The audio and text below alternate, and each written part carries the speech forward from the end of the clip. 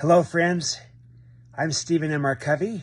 I'm the author of The Speed of Trust, also of Trust and Inspire, which I understand you are in a book club that is being led by my good friend, Robert Whitaker.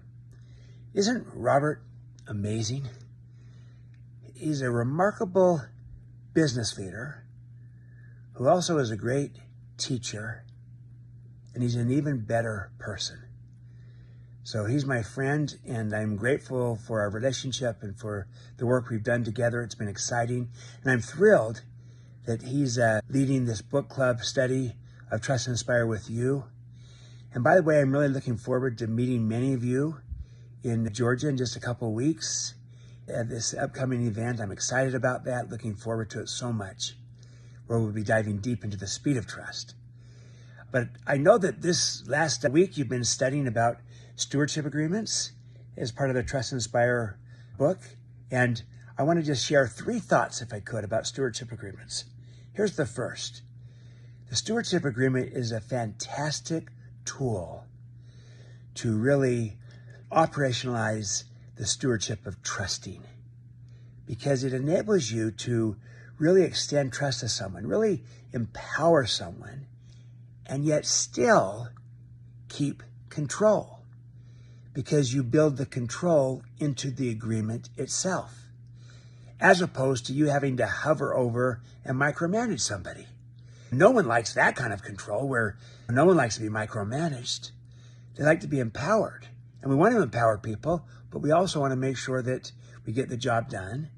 And a stewardship agreement is a great way of doing it, where you can fully empower someone and still have that sense of control that's built into the agreement, where they report back on how they're doing. They're accountable.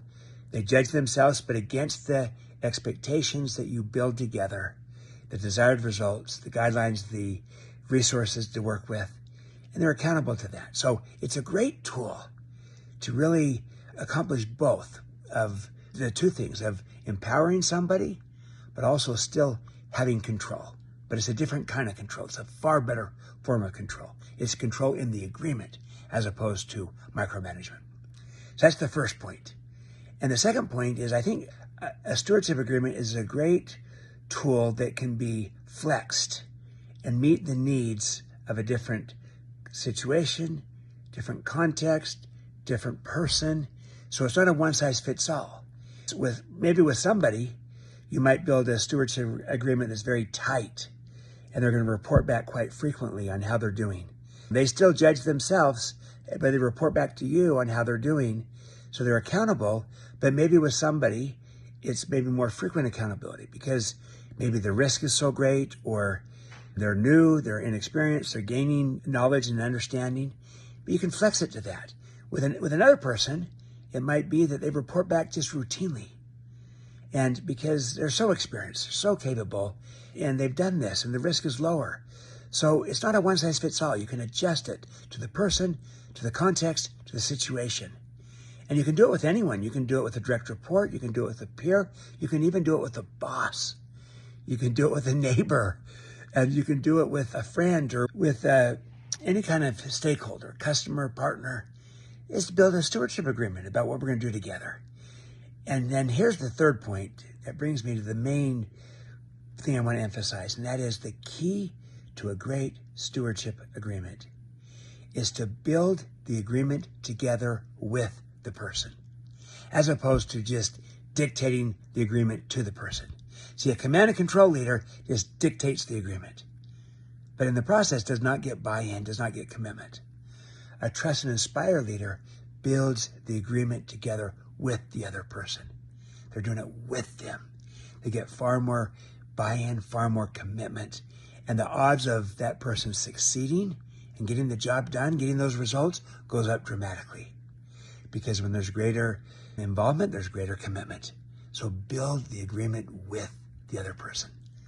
So those are 3 kind of insights that have come to me on these stewardship agreements. I hope you find them valuable to you. It's a great tool that can really help you operationalize trusting. And that trusting stewardship, I think, is one that can unlock human potential, maybe nothing else. because of what being trusted does to another person. Hey, I'm so excited to see you all soon, and I wish you every success in this book club. Robert, admire you greatly and grateful that you're doing this and that you have a group of such interested leaders and champions of principle-centered material. So I wish you every success. And again, for many of you, I look forward to seeing you soon. And I hope you're really enjoying Trust and Inspire. I'll see you soon. Take care, my friends.